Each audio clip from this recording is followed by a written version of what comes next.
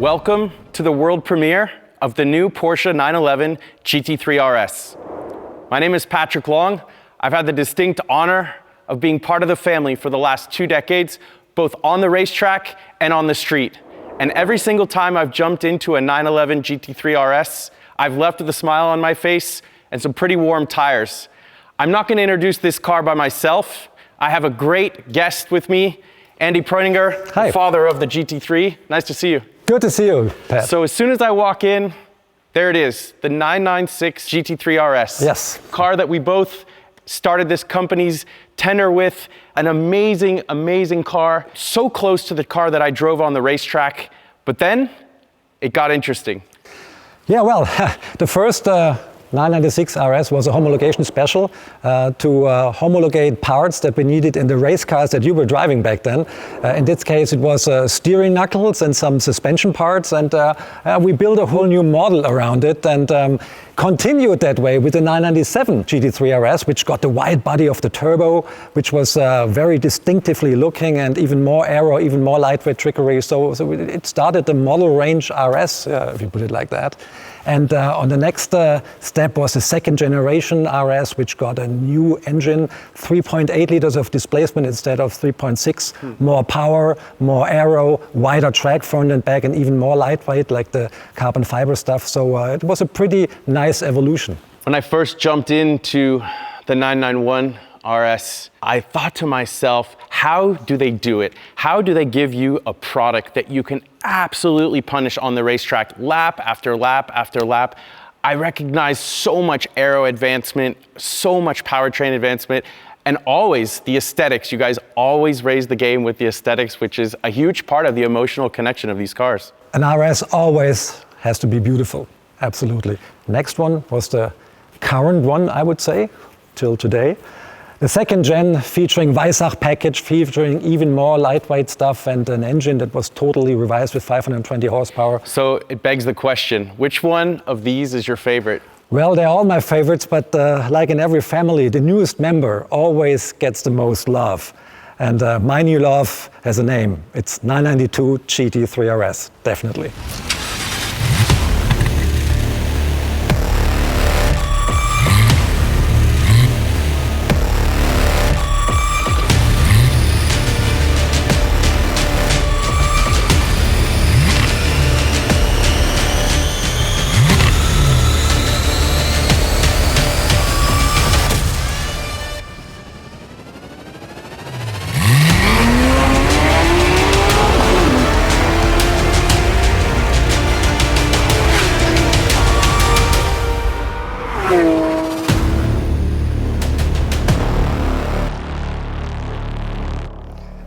Doesn't this car look sharp?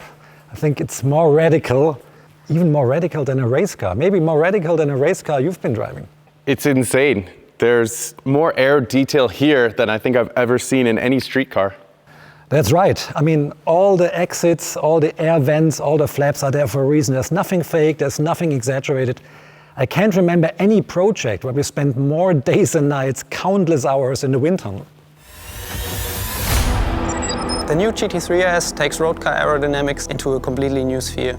We've never put so much effort in the development of a GT sports car. With over 1,500 simulations and more than 250 hours in the wind tunnel, we've been able to achieve a new level of performance. We doubled the downforce compared to its predecessor, and in comparison to the GT3, it has even been tripled. This radical change in downforce is due to a new packaging of the front of the car.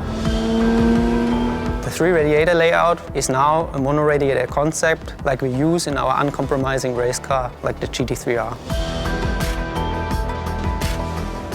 The first time in our road car history, we have a proper high-performance front wing that is also fully active and infinitely adjustable. We can rotate the front flap by over 80 degrees, and this in just 0.3 of a second. By rotating the flap in high downforce position, we achieve the maximum downforce configuration, and the load on the front is raised to a maximum. We needed to increase the venting of the wheelhouse. The traditional outlet on top of the fender with the louvers was not enough anymore. A new passage for the air behind the front wheels was designed in order to increase the venting. Even the door design was affected by it.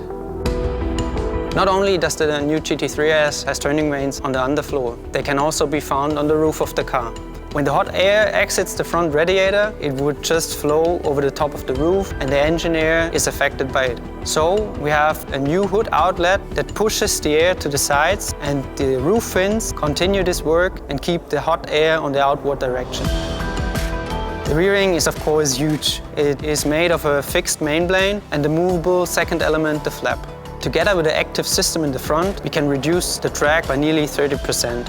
When you press the DRS button, the DRS drag reduction system, the car turns the flaps into a low downforce position and you achieve the lowest drag of the car.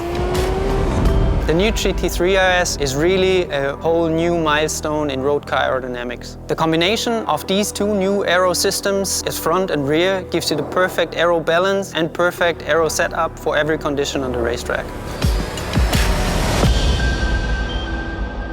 Unbelievable. In many ways, it suggests this car would be on par with an FIA GT3 race car. Yeah, I think from the downforce values it is. It produces 860 kilos at 285 kilometers per hour, which is a speed that you reach on a Döttinger Straight, for example, on Nürburgring. And just look at the father of all wings. It's towering so high above the car, it's even a little bit higher than the roofline of the car. I'm convinced this has to be the most extreme street-legal GT car ever. Absolutely. That was what we were aiming at when we began with the project. And the great thing about it is it offers such a great, rewarding driving experience on the track. It put a smile on my face every time I use it on the track, and all the development team as well. And that's a good sign that all the customers will love it too. I can imagine. That brings me to my next curious question about lightweight materials. Lots of those to be found on that car, even though we hide them away with paint. The ducktail is made of carbon fiber, as is the rear wing, as is the roof. We have very, very thin glass that is super lightweight all around the car. And for the first time, this car features carbon fiber doors, which shave off almost 5 kilos of the weight of the car. And they're integrated into the aerodynamical system of the car, having a different shape than the normal 911 door. And we have conventional door handles. Let's go to the front. Front fenders, carbon fiber, front lid, carbon fiber, and lots of bits on the suspension as well are carbon fiber or super lightweight materials. If you look at the interior, lightweight carpentry, extensive use of microfiber cloth. So we're looking at every component of the car, and there's lots of bits on the car. I mean, it's our passion to make these cars as lightweight as possible. And the heart and soul of these cars. Let's talk a little bit about the engine. It's a 4-liter flat six, 9,000 RPM. We upped the power by 15 horsepower over the GT3, so it has 525 horsepower by using hotter cams with longer duration, so the car makes more power at high RPM operation, has different cylinder heads for more lubrication in super high G situations, which that car really produces. We changed the cooling system a little bit. I get excited when you talk about cam tweaking, more cooling. GT3 RS and PDK, they go together. Absolutely. RS means range sport, means using the car on the track, trying to get the best performance out of the car on the clock as well. So you need a 7-speed PDK. It shifts faster, it is quicker, and it is easier to operate, to get the best lap times out of the car, and it's the perfect fit for that kind of car and for that engine. I spent a lot of seasons racing with Jörg Bergmeister, and sharing a car with him, it was very apparent he's a bit of a suspension guru. I assume he's quite the same and pushes your team pretty hard. He's a perfectionist, absolutely. He's never happy with the suspension, and he really drove our suspension engineers to their limit. But it was a good thing for the car.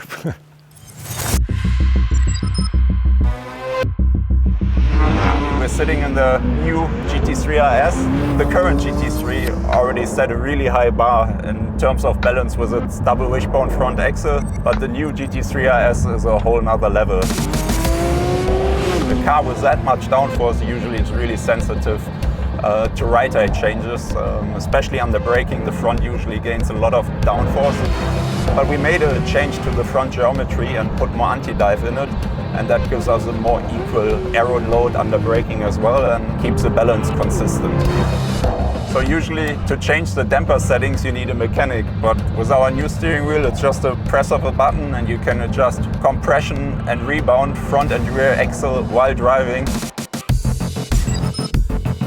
And it's a really big tool for a driver. You can adjust the car perfectly to any racetrack or tire conditions. So for instance, on a really bumpy track, you can go a little softer on the overall damping, or if you're on a really smooth track or have plenty of grip from brand new tires, for instance, you can go a little stiffer overall. So basically it's a race car driver's dream come true. Also on the steering wheel, one of my favorite features is an adjustable differential. For instance, when you're struggling with a little nervous rear on corner entry, you can add some more differential on coast, or if you're struggling with oversteer on the corner exit, you just tighten the diff up on power a bit. So it's a really big tool. Also when your tires degrade a bit, you can adjust the car really nicely with it. Yeah, so far you could either turn the traction control on or off, but now it's really cool. Just like in the race car, we have a fully adjustable traction control with 7 positions, and you can still switch it off, just to your liking. Yeah, all this makes it the best handling 911 road car ever on a racetrack. It's so much fun, especially in the high-speed corners. The performance of the car is just amazing, and I'm sure you're gonna have as much fun with it as I do. Pretty incredible. I want some of these features in some of my race cars. Yeah, it's a serious track tool. It's built for the track. No compromise. We don't even feature a trunk anymore under the front lid. Perfect drivability. Incredible. This car is really built for the track, and I hope that all the customers are really using it on the track. But they should train their neck muscles a little bit, because you have to tolerate the G-forces the car throws at you. Well, yeah, you talk about the racetrack and it makes me think about the Club Sport package. I assume that comes with this car. As a matter of fact, the car comes standard with the Club Sport package, which consists of 6-point harness, fire extinguisher, and for most markets with a rear roll cage. So if I select the Weissach option, what does that entail? Yeah, the Weissach option has been very popular on the last RS model, so it will be an option here again. This is a non-Weissach package car, so if you would have opted for the Weissach package, the front lid would be visible carbon fiber, the roof would be visible carbon fiber, the lower section of the rear wing as well. And we have bits in the interior as well, like the door handles will be carbon fiber, and even the suspension, the stabilizer bars front and rear, the transversal strut. Alone on the suspension, we shave off 5 kilos with the Weissach package. And another innovation, the rear roll cage for most markets will be in carbon fiber as well. Unreal. There is such a presence live with this car. I cannot wait to see the public's reaction. Me too, me too. And it'll be on display on your home turf in California, on the Monterey Car Show. And my plane's leaving this afternoon, so why don't you come with me? I'm heading that way. I'll catch a ride. Let's go.